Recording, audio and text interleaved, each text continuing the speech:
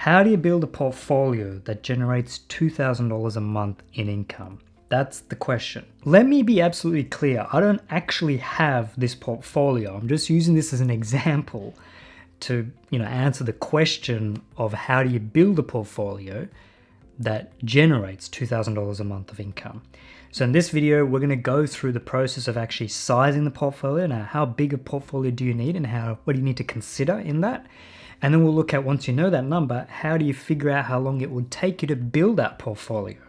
So over time, considering how much you're investing per month, how much you're starting with, what you might be growing at, and how much time do you have? All these kind of things need to be considered. And then at the end, we'll answer that age-old question of what do you actually put in the portfolio? This is an interesting thing, and I'm not going to give you, I'll be honest, I think you'll walk away with this with more questions than answers. Let me be completely transparent. That's probably going to happen, but hopefully it'll give you a bit of food for thought on this whole topic of generating passive income from your share portfolio. So let's get into it. Hey friends, welcome back to the channel. My name is Sanji. I make videos on personal finance and investing. Make sure you check out some of my other videos. If you are interested, please do consider subscribing both to the YouTube channel and hitting the follow button to check me out on Instagram. I do a bit of content there. I dabble. But in today's video, it's going to be an interesting topic because I get this question. I actually don't get this question that much. Literally no one has asked me this question. But I think it's an interesting question to be able to answer is, how do you get to the point when you're generating X dollars a month in income from an investment portfolio, and how long would it take to get there and what would you put in it? So the first question you got to ask is, how big a portfolio do you need to generate that $2,000 or even $3,000 a month of income? What's the process you would do? It's actually a simple working backwards calculation. So the idea is you pick your number, so let's say $2,000 a month, multiply it by 12 to get your yearly amount. It's much easier to do these calculations on a year. And then you divide it by what you think your portfolio is going to generate in terms of income. Now listen to my language clearly. Income, not returns. Because returns can be a combination of capital gains and income, which we'll talk about in the next step. But here the question is, what can your portfolio generate in terms of income through dividends and distributions? Now I know some of you are going to be like, oh Sanji, what about selling down the portfolio? That's a good point, and I'll consider that later in the video. But the question that I want to try and answer is for people who are maybe looking at generating this through dividends and through distributions, not necessarily through capital gains that they were then expecting to sell down over time. So that's where I'm coming from, is what's the percentage that you think your portfolio can generate in terms of income returns? So let me give you a bit of an example range that you can do. So something that people often use is the 4% rule, which I don't think is, well, it's relevant, but not specific to dividends. But you can consider some examples out there. So you can consider something like a listed investment company like AFIC. Their trailing dividend, I think, is around 3%. Over the last 12 months. Now, consider we've been through COVID. Maybe it's not as high as it usually is. I think it usually is around 3.5%, maybe 4%, maybe even 4.5% at times. That's the number to consider. Now, on the other extreme, you've got things like these income ETFs or dividend harvester ETFs, like BetaShares one, where they've got something like between 6 and 8%, depending on if you want to take into account franking or not. But around between 6 and 8% in terms of income yield that they've generated over the last year. Now, there's a whole lot around these types of ETFs. You could be losing a lot in terms of capital movements. But the key thing is they're generating income, and that's their job. So you could potentially live off these ETFs, especially if they're generating 6% returns. That's pretty good. I should preface at this point, for some of you eagle-eyed and very keen viewers, that the numbers we're going to be talking about are all pre-tax. So we're saying $2,000 pre-tax. Now, if you want to consider post-tax, obviously you're going to inflate that number up to consider, say, a 30% tax rate. Very approximate, but that's the idea. So this is all pre-tax numbers. You're going to take a bit of a tax hit as well. Sorry. So taking that into account, let's say you want to generate that $2,000 a month, and let's assume it's 5% returns. That means you need a $480,000 portfolio. But let's say you want to look at a 4% return you're expecting. That means you need a $600,000 portfolio. Now let's get aggressive. Let's say you're confident you can get these 6% ETFs and it's going to consistently generate you 6% in returns. That means in income, that means you'll need like a $400,000 portfolio. So this is sort of the range, and hopefully I'll throw up some kind of graphic that shows you the number that you want to generate is just one thing. The actual key thing to consider is what kind of income do you think your portfolio is going to generate? And that's sort of your sensitivity analysis. That's sort of the variation that you have to consider. Now let's transition to the next part of the conversation around how long would it take to actually build that portfolio, right? Because it's one thing to tell someone you need a $480,000 or a $600,000 portfolio. How do I get there? How's that going to take? Is that going to take 10 years, 12 years, 25 years? What are the variables that could consider or that I need to consider? So this is where I would now look at using the compound investment calculator. It's actually cheating a bit. It's actually called the compound interest calculator, which you can get access to using the moneysmart.gov.au website. Pretty popular website, pretty popular calculator. You would have seen graphs come out of this thing everywhere. Now, it is called a compound interest calculator, and that's because it's basically assuming you have a certain amount of money, you put it into an interest account, it generates interest, but then instead of taking that money out, the interest, you put it right back into the account and it builds up over time, it compounds over time. You can use the same calculator when you're looking at investing in the share market, because you can make that assumption that your shares are growing both in terms of capital growth, and any dividend or income that's being generated gets slipped back in to your portfolio. So you can use the same concept here. So there's nothing wrong with using an interest calculator, because it's basically the same as a compound growth calculation for your share investments. Now, immediately when you go to this website, you will see some of the key variables you have to consider. Number one, initial deposit. What are you starting with? You're starting with $0? That's okay, but what are you starting with? Secondly, regular deposit. How much money are you going to start putting into the share market every month? You can put 500, 1,000, 2,000, 3,000, whatever that number is. Then the two key things that you can't really control, but you have to really be sensitive to because they have a very big impact on your end result, is number of years that you're going to be investing in. So I say you can't control it because it depends on when you started and when you want to hit this target of having a $480,000 or $600,000 portfolio.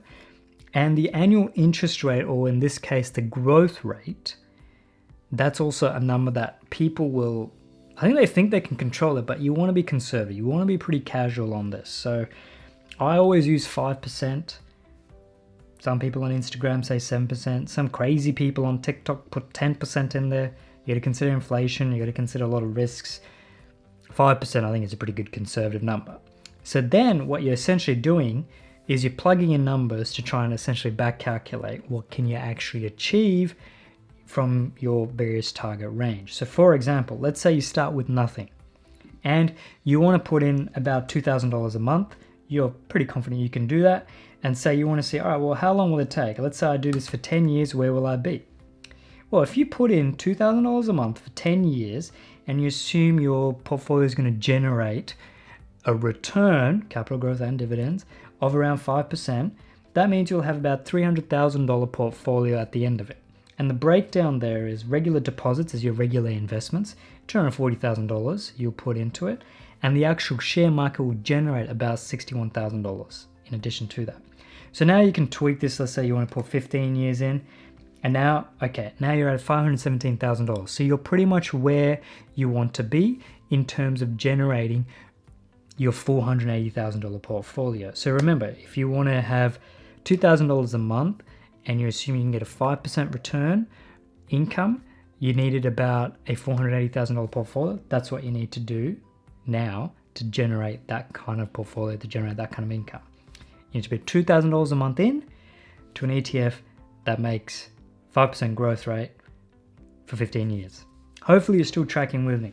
Up to here, we've been pretty straightforward. It's basically maths and calculators that can get you to this point where, if you want to generate this income, you need this bigger portfolio, make some assumptions around what you think your portfolio would generate. Then you figure out how long it takes for you to build that portfolio, assuming some other things. So now you're in this situation where you think, well, what do I actually invest in to build that portfolio? Because remember, your portfolio is like a box, an empty box. You put in ETFs, you can put in bonds, you can put in multi-component asset class ETFs, or you can put in simple ETFs, or you can put individual shares. It's tricky. I'm not going to address this directly. I'm going to be a little bit cheeky. I'm going to avoid getting into the specifics of it. But I'm going to get you to consider something that I don't think... I've not seen many videos on this topic around what you have to consider when you're building your portfolio.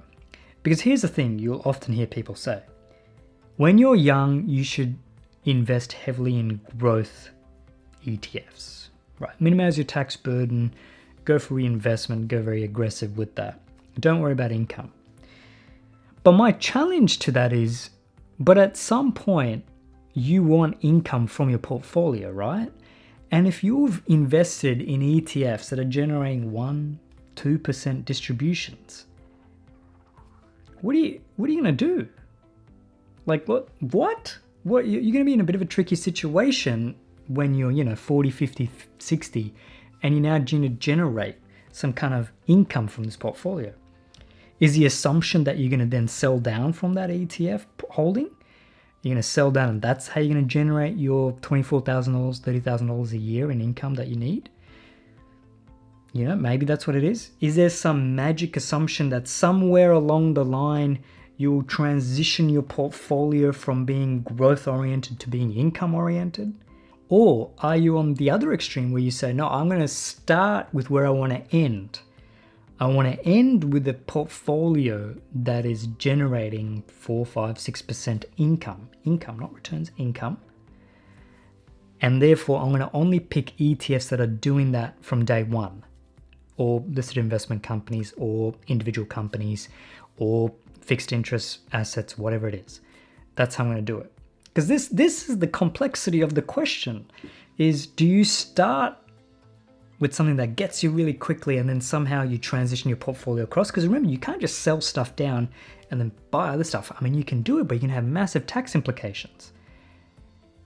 Or do you go down this path of saying, look, I want to end with a portfolio that's generating 4 or 5% income, so I'm going to only concentrate on a dividend portfolio from day one and get there over time.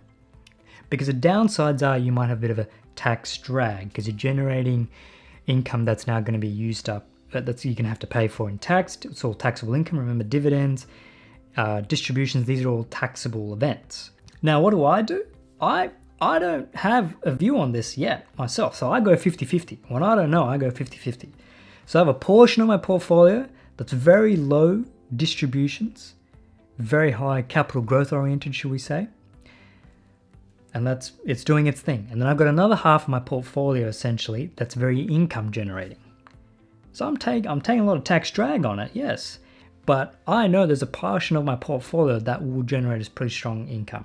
I would say right now, I say it's 50-50. It's probably closer to 70-25 recently, 75-25 recently. Because of, naturally when markets fluctuate, portions of your portfolio might suddenly rapidly go up, so I need to do a bit of work to bring that back into balance. But that's sort of my view. And I would love to hear your thoughts on it. I would love to hear other YouTubers' thoughts on this thing, because I think we need to be really clear is the question that I think everyone needs to start with is, where do I want to end up? And how do I get there from where I am? And what kind of decisions do I need to make along the way? Now, that's obviously basic life kind of stuff. But I worry, this is where I'm coming from, is I worry when people are all about growth, because I don't know if they realize at some point that means they're setting themselves up to have to start selling down their portfolio to generate the income that they need. Whereas you've got people who are starting with a very income-focused strategy. They know from day one they want to generate income, and they're building a portfolio that they won't have to sell, that all they have to do is flick a switch from dividend reinvestment to dividend cash out, and they get the money and they're fine. But along the way, they have to spend a lot of money on paying tax, naturally. Definitely will be a lot more videos on this topic over time, even as I start to, unpack this area. Tax is one big thing to consider. And how does this portfolio interplay with your superannuation portfolio? That's another thing, because you'll be in a situation where you might have your superannuation portfolio and your share portfolio. And then how do you interplay those two situations? So a few things to consider. So if you enjoyed that kind of video where you literally come out with more questions than answers, please do consider subscribing. I have a few videos on ETFs and building wealth and all of that sort of topic, usually with an Australian focus. So consider subscribing to the channel there. I'm also on Instagram. You can hit a follow to watch me there. And I also have a weekly-ish newsletter that you can consider subscribing to as well. So hopefully enjoy that video, and I'll see you in the next one. Bye for now.